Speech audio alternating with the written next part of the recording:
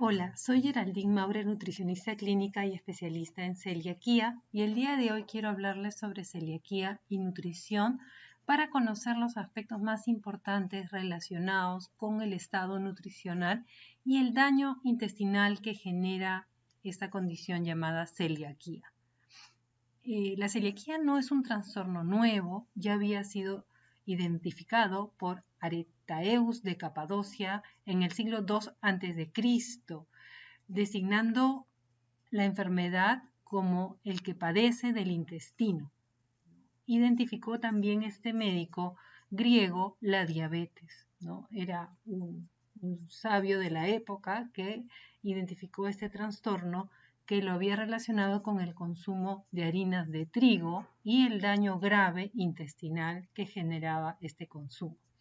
¿Qué cosa es el iceberg celíaco? El iceberg celíaco se denomina a esta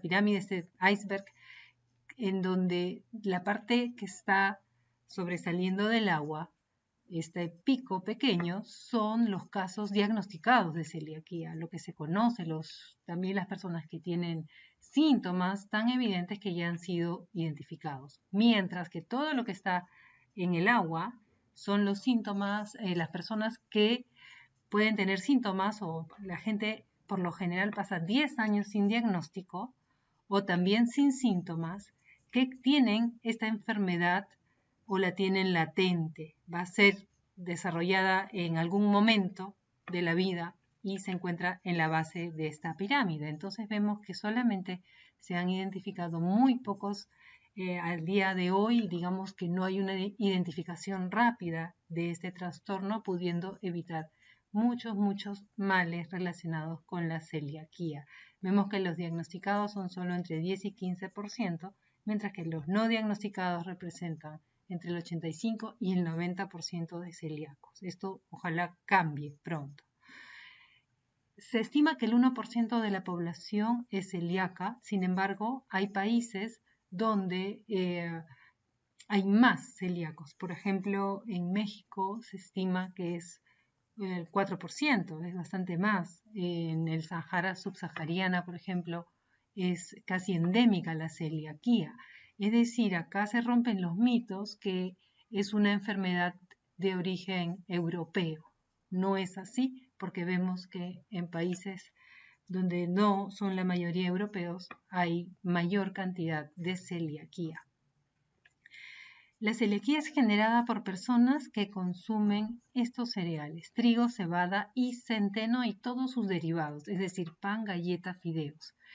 Estos cereales contienen una proteína muy inflamatoria que a las personas con la susceptibilidad de tener celiaquía desencadena un daño intestinal muy grave.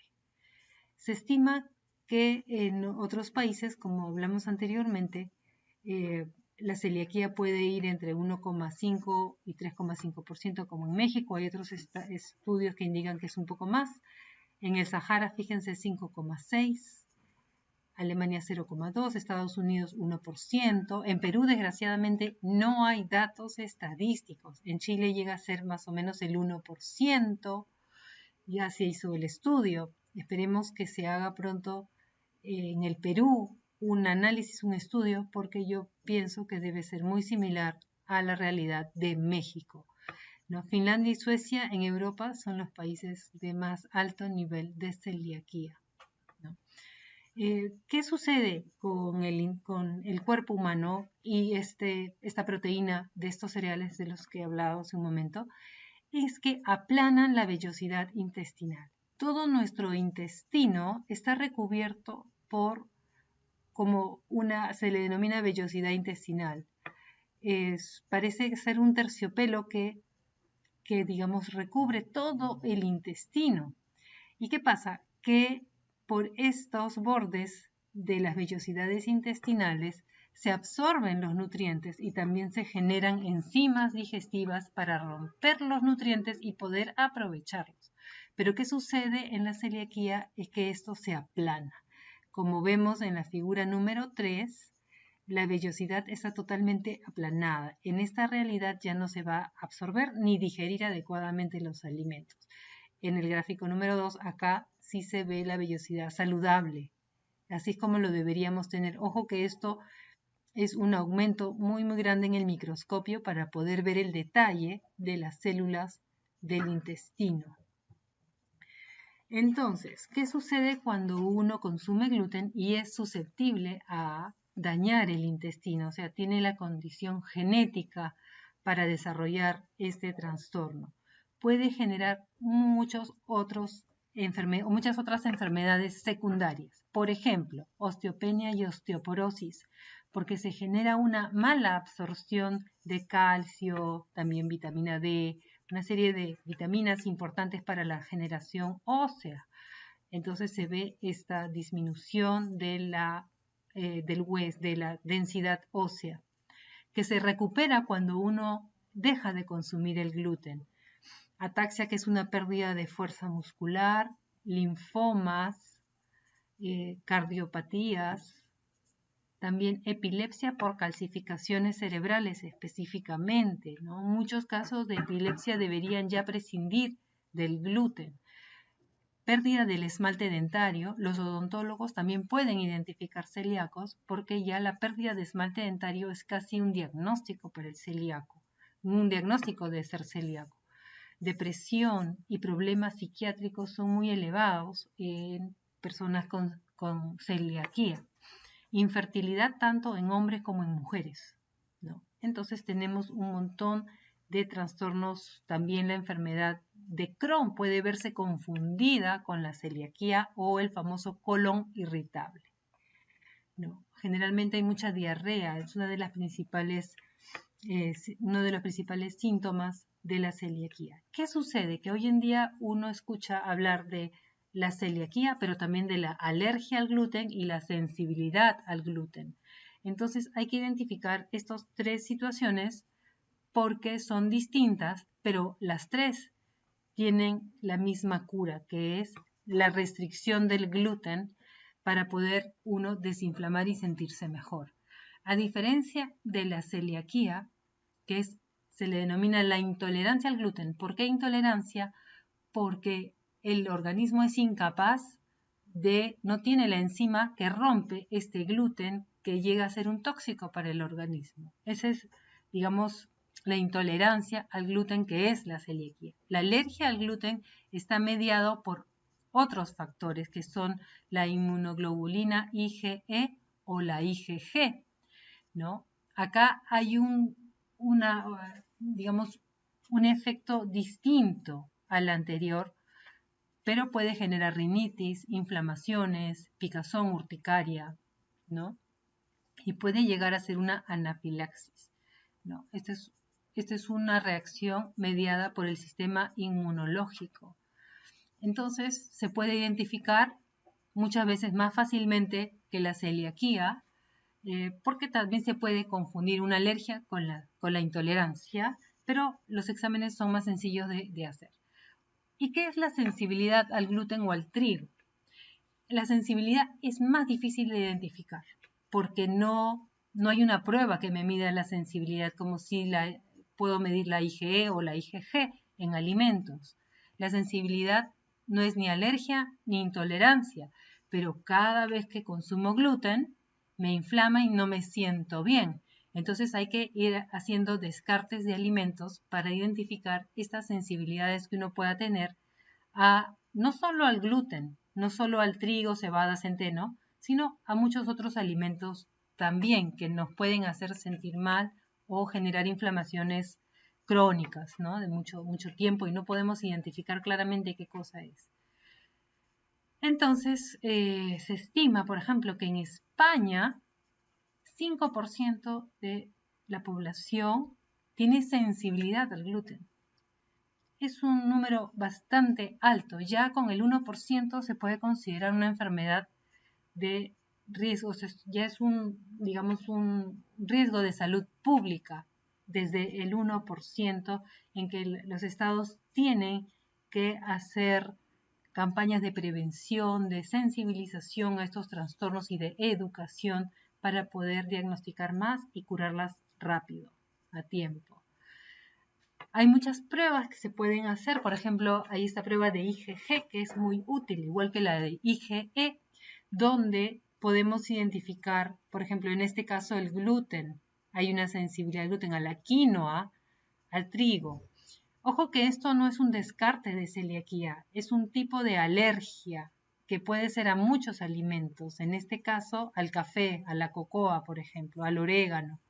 Y así vamos mirando particularmente qué nos hace bien o qué nos inflama el organismo.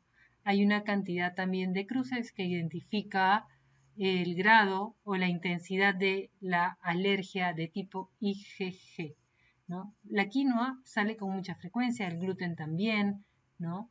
Ojo que la quinoa no contiene gluten, pero a veces aparece. Muchas personas que empiezan a hacer una dieta específicamente celíacos que empiezan con su tratamiento nutricional, pasan unas semanas y todavía no se sienten al 100% bien. ¿Por qué? Porque posiblemente son alérgicos al maíz que están incorporando porque no tiene gluten, o son alérgicos a la quinoa, como en este caso, y hay que eliminarlo. Hay, bueno, muchas pruebas para determinar celiaquía.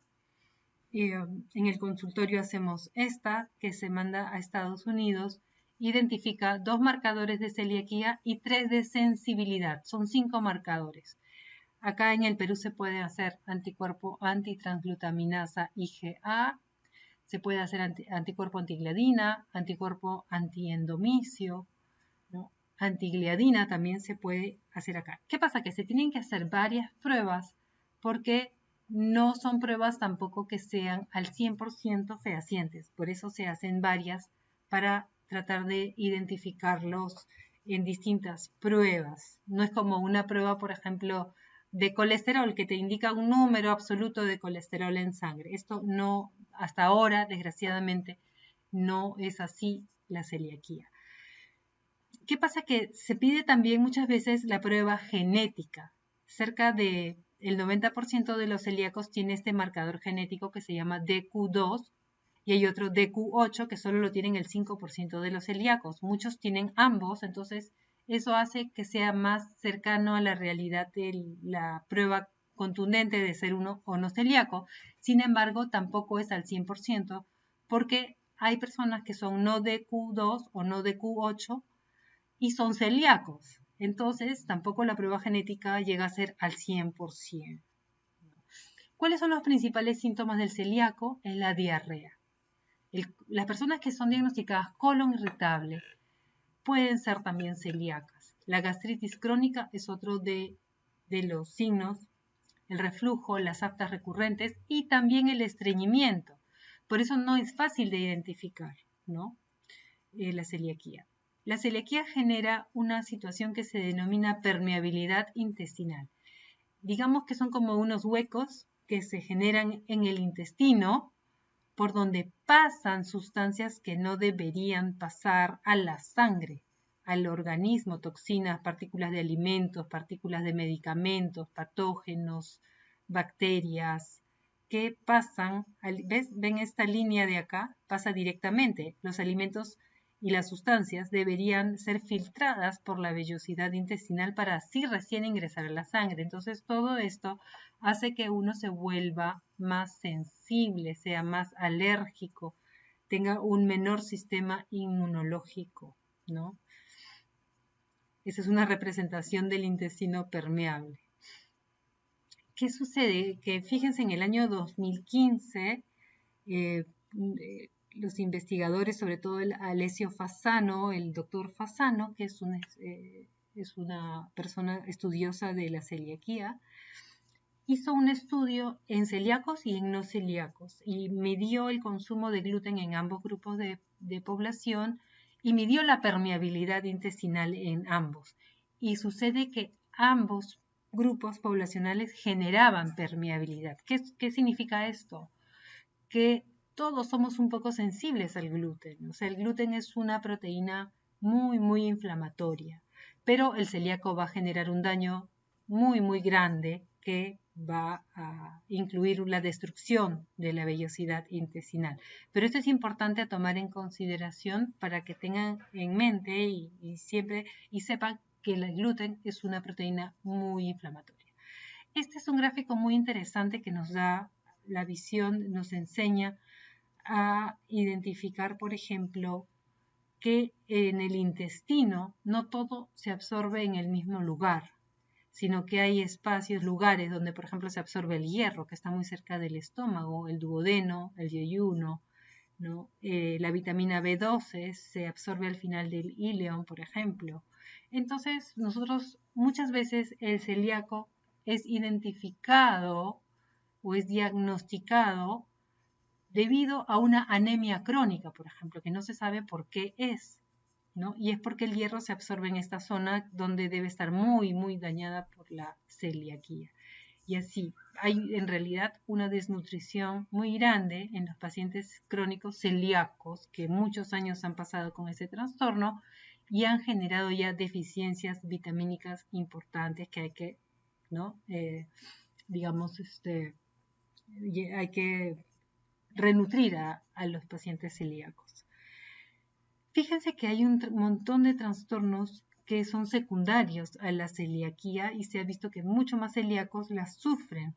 Por ejemplo, las cataratas las sufren mucho más personas celíacas que la población general, ¿no? 397 personas en 100.000 celíacos versus 86 personas en 100.000 de la población general, ¿no? Entonces hay un daño.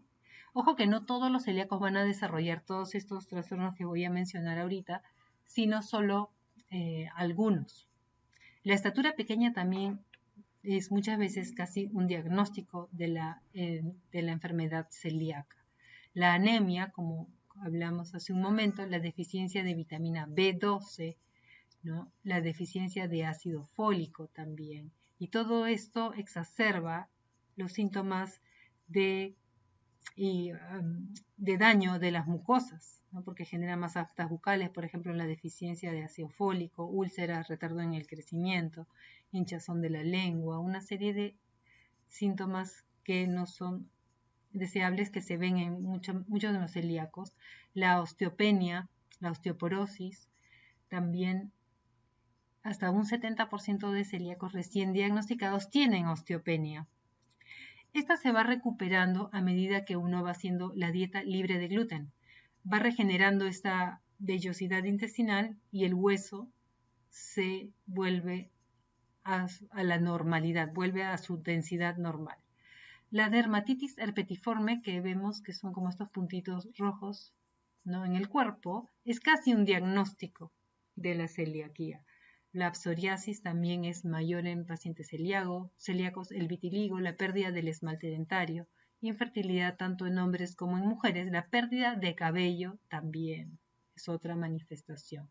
Neuropatías como la depresión, la epilepsia por calcificaciones cerebrales, déficit cognitivo, muchas veces también déficit de atención o el déficit cognitivo, eliminando el gluten, se puede ir recuperando.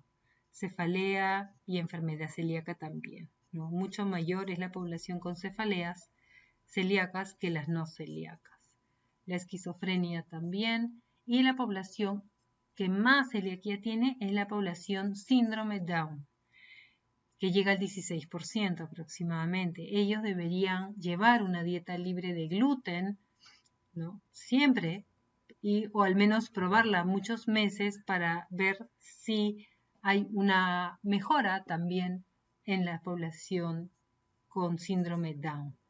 Las alteraciones tiroideas también son frecuentes en personas celíacas, como por ejemplo la tiroiditis Hashimoto. Tiene mayor proporción que la población general. También puede haber hipertiroidismo o hipotiroidismo en personas celíacas. Vamos a hablar ahora sobre el tratamiento. Hemos hecho una breve introducción a lo que es la celiaquía y lo que puede suceder con pacientes celíacos no tratados o no diagnosticados, que no saben, no pueden generar trastornos secundarios. Entonces, el tratamiento es únicamente nutricional. Se deberá evitar el gluten para desinflamar el intestino, renutrirse y restaurar la flora intestinal, restaurar todas estas bacterias buenas que tenemos en el intestino que nos ayudan en una serie de procesos metabólicos, ¿no? Y clínicos. Entonces, en la dieta sin gluten se deben eliminar los cereales y derivados de trigo, como la sémola. La sémola proviene del trigo, no se puede consumir. El salvado de trigo y todos sus derivados, pan, galletas, fideos, bizcochos, cremas que contengan trigo. La cebada, como el emoliente y la cerveza. El centeno, como los panes. ¿Y qué pasa? Que la avena no contiene gluten, pero se contamina en los lugares donde se envasa la avena. Por eso es que no se recomienda la avena en muchos celíacos, en los celíacos en general. Pero si encuentran una avena sin gluten, sí la pueden consumir. Para que un alimento sea denominado libre de gluten, debe contener como máximo 20 partes por millón de gluten, ¿no? Que significa 20 miligramos en 1 kilo de producto. Son dosis mínimas de gluten que pueden haber en un alimento para que sea denominado sin gluten. Por ejemplo, ¿cuánto gluten hace daño? Esto va a variar mucho entre las personas. Por ejemplo, una persona 20 partes por millón de repente le hace daño, pero a la mayoría de celíacos no les hace daño 20 partes por millón, esta cantidad. Pero si fuera 40 partes por millón, ahí sí va a generar un malestar o va a iniciar nuevamente un daño intestinal. Por ejemplo, un quinto de pan normal equivale a 625 miligramos de gluten y causa atrofia. Fíjense, un quinto de pan es una dosis muy pequeña. Otros estudios indican un daño con 24 a 30 miligramos de gluten, ¿no? Solo un poquito más de lo recomendado por el Códex Alimentario. Esto equivale a 1 en 145 partes de tajada de pan, lo que son las migajas. La FDA concluyó que las personas más sensibles pueden tener efectos adversos con 0,4 miligramos, ¿no? Ya ese es un extremo, no se refiere a la mayoría de celíacos, pero sí hay un grupo que puede ser tan sensible como esto, para que entiendan la gravedad del daño, sobre todo a la hora de preparar los alimentos y tener los cuidados necesarios de evitar el gluten, ¿no? Entonces, aquí hablamos sobre la contaminación cruzada. Muchos deben haber oído hablar de esto, para otras personas quizá es nuevo este término de contaminación cruzada, ¿no? Entonces, la contaminación cruzada se refiere a que, por ejemplo, si yo estoy cocinando un producto con gluten, como acá estoy haciendo esta fritura con gluten, yo acá no puedo hacer una comida para un celíaco porque la voy a contaminar. Eso se llama contaminación cruzada. Lo mismo en una superficie, si yo he preparado en una mesa una preparación con gluten, en esa misma mesa, en ese mismo espacio, en ese mismo y menos sin haberlo limpiado previamente, puedo preparar productos sin gluten porque los voy a contaminar, ¿no? Entonces, los alimentos sin gluten destinados para celíacos deben guardarse también separados de los otros para evitar una posible contaminación cruzada. Leer siempre los ingredientes que se utilizarán en la preparación de alimentos, no utilizar productos envasados que no estén etiquetados porque no vamos a saber exactamente qué cosa contiene. Buenas prácticas en la elaboración de platos aptos para celíacos y evitar la contaminación cruzada. Vamos a ver que los alimentos sin gluten indicados para celíacos deben ser cocinados en primer lugar, o de preferencia en recipientes y áreas exclusivos. ¿A qué se refiere esto? Que si yo voy a preparar comida para celíacos y luego otra comida para no celíacos, primero tengo que hacer la de los celíacos y separarla, y luego la de las demás personas. Así voy a evitar la contaminación cruzada de la que acabamos de hablar. Y se debe manipular con utensilios, idealmente especiales para celíacos, todo especial para ellos. No puedo usar una tostadora para panes sin gluten que para panes con gluten. Tienen que haber 2 tostadoras. No se puede contaminar en este proceso del tostado. Y así, todos los implementos deben asegurarse que sean solo para celíacos. Las ollas freidoras también, ¿no? Las sartenes, si tienen el cuidado especial de limpiarlas bien, ya podrían, digamos, utilizarse, pero idealmente deben separarse, ¿no? Es conveniente que las etiquetas de los alimentos estén siempre visibles. Una vez abierto el envase, no quitar la etiqueta ni vaciar el contenido para evitar confusiones. Esto es muy importante, ¿no? Utilizar solo caldos, purés, fondos o salsas naturales, que uno mismo haya hecho la preparación. Limitar al máximo el consumo de productos industriales por los espesantes y los estabilizantes que pueden contener gluten. A veces puede haber ahí un error, ¿no? Tener siempre a la mano la lista de alimentos aptos para celíacos, ¿no? Así como la lista de alimentos que pueden contener gluten, para no equivocarse, porque una pequeña falla, un pequeño error puede costarle muy caro a un celíaco, porque va a retroceder todo su bienestar, va nuevamente a dañar el intestino y tiene nuevamente que recuperarse, ¿no? Una vez finalizado el cocinado, apartar el plato, cubrirlo e identificarlo y mantenerlo aislado hasta el momento del servido. Acá algunas bebidas libres de gluten, ¿no? Como por ejemplo anís, los aguardientes, de frutas, de vino, de sidra, el curacao, brandy o coñac, no contienen gluten, ginebra, ron de caña, la ratafia catalana, vinos espumosos, cavas, vinos tintos en general no tienen gluten, ni el whisky ni el vodka. Se pueden tomar, por ejemplo, infusiones, pero que ustedes vean que no tienen químicos añadidos. Muchas veces en los sobrecitos de las infusiones indican tener aromas, sabores, saborizantes. Mirar que sea 100% natural de preferencia. Bebidas con gluten son las cervezas y las cervezas sin alcohol también, la bebida de malta. Bebidas que pueden contener gluten son las cervezas especiales sin gluten, podrían contener pequeñas cantidades de gluten, y algunos licores en general, digamos que no son los que hemos mencionado, ¿no? Pero vino, ron, ginebra, brandy, whisky sí se puede tomar.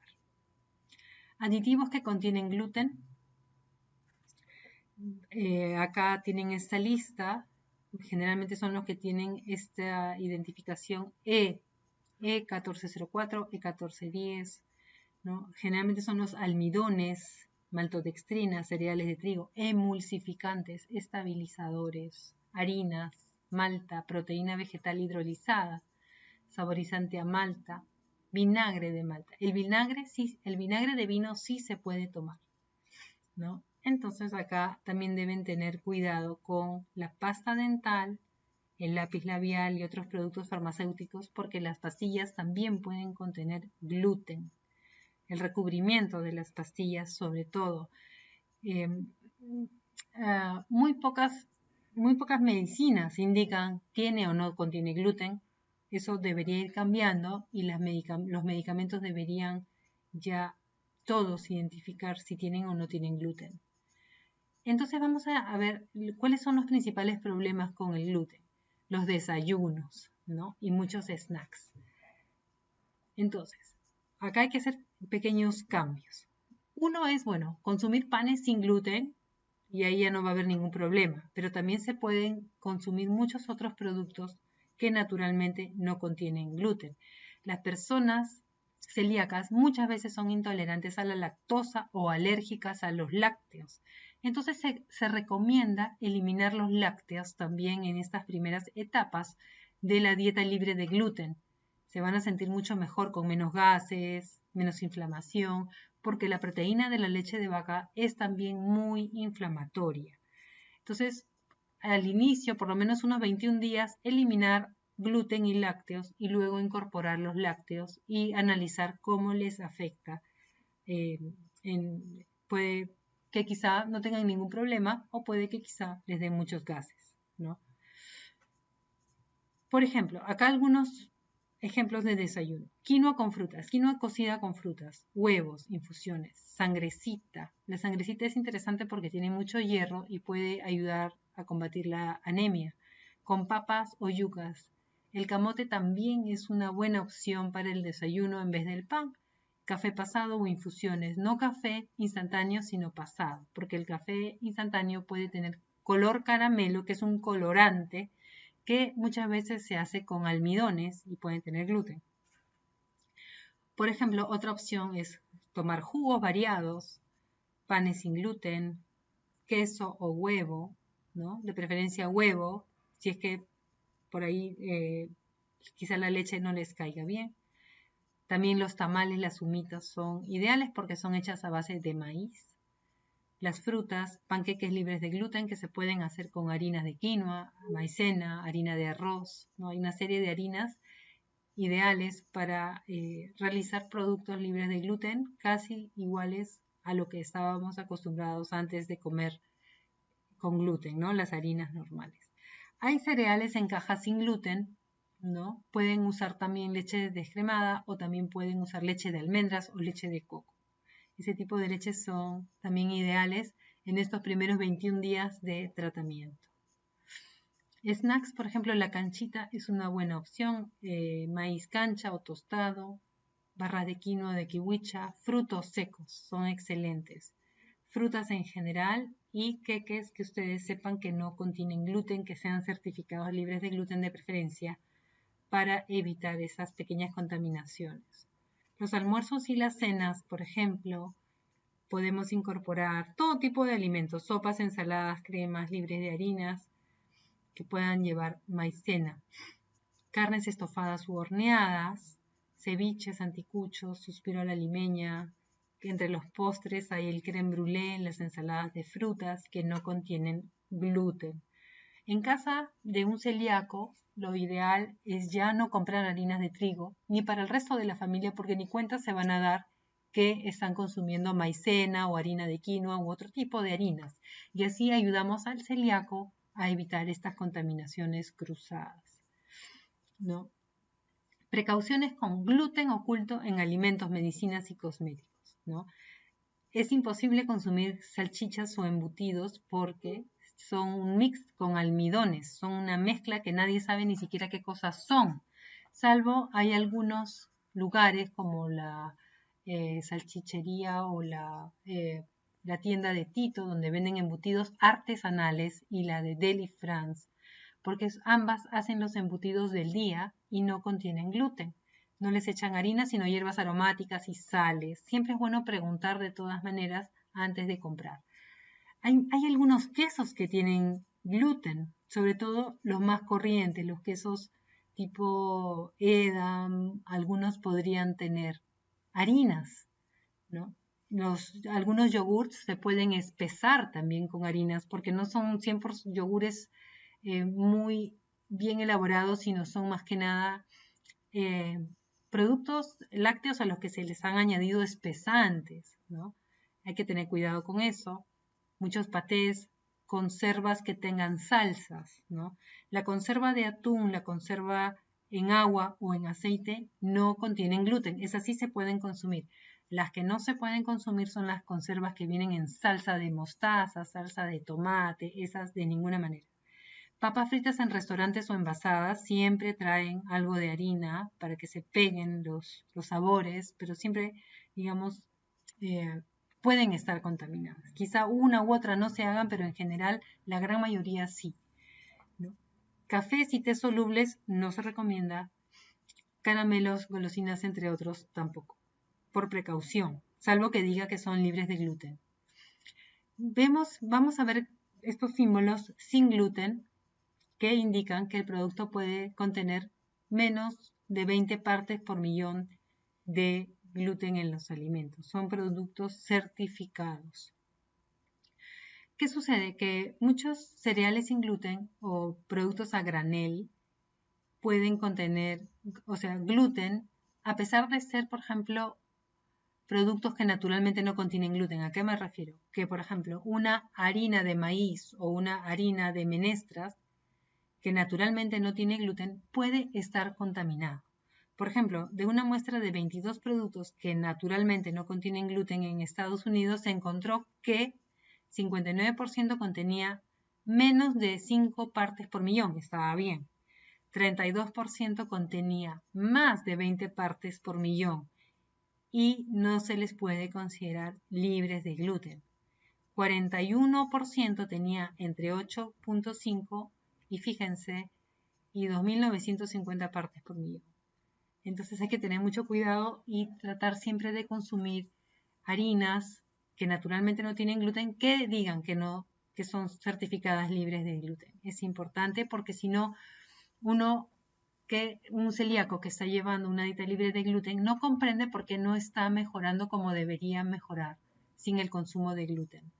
Y acá algunas recomendaciones sobre alimentos con alto contenido de hierro, ácido fólico, vitamina B12, calcio, porque son generalmente las vitaminas y minerales que uno, digamos, genera mucha deficiencia. Y acá se encuentran sobre todo los alimentos de origen animal, como el pescado, pollo, res, vísceras. El calcio se encuentra en casi todos los alimentos. Acá, por ejemplo, fíjense, todos esos alimentos son distintos a los lácteos y contienen mucho calcio. Las almendras, el tahini, que es la crema de el ajonjolí, los camaroncitos chinos, la kiwicha tostada, los pescados, los choros, o sea, todo tiene mucho calcio, no es exclusivo de los lácteos, por eso no se preocupen, porque haciendo, digamos, una buena elección, se va a consumir lo que se requiere de calcio, eso no es problema, porque más se regenera cuando se regenera la mucosa intestinal. Más regeneración de mucosa, más densidad ósea, independientemente del consumo de calcio. Alimentos que elevan el sistema inmunológico son los alimentos que contienen omega 3, por ejemplo, y solo el hecho de no consumir gluten ya va a elevar nuestro sistema inmunológico. Debemos también pensar en los probióticos para regenerar la flora intestinal y acá lo recomendable es el chucrut. El chucrut es excelente para regenerar la flora intestinal. El zinc, que es contenido en carnes.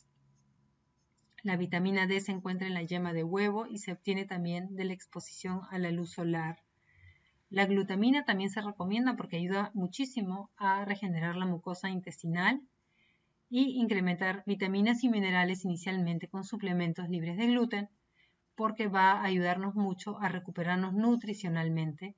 La lactoferrina también es muy interesante para mejorar la mucosa intestinal y mejorar nuestro sistema inmunológico. Y bueno, deben saber que el tratamiento es de por vida. Yo he escuchado mucho a personas que han hecho la dieta libre de gluten 15 días, 3 semanas y se han sentido excelente. Y luego han incorporado nuevamente el gluten y dicen, ay, pero yo me comí una tostada y no me pasó nada. Claro, no les pasó nada porque su sistema intestinal se regeneró. Ya no está inflamado como lo tenían hace un mes, 3 semanas. Entonces empiezan nuevamente a comer gluten y cada vez más y nuevamente recaen, ¿no? Entonces mucho cuidado con eso porque el gluten, recuerden que es un inflamatorio para todos, pero mucho más para el celíaco y no se confíen de esas pequeñas dosis que pueden luego comer cuando ya tienen el intestino desinflamado y en ese momento no les hace daño. Bueno, he tratado de ser lo más breve posible. Gracias por su atención y pueden encontrar más información en la web. Chao amigos, nos vemos.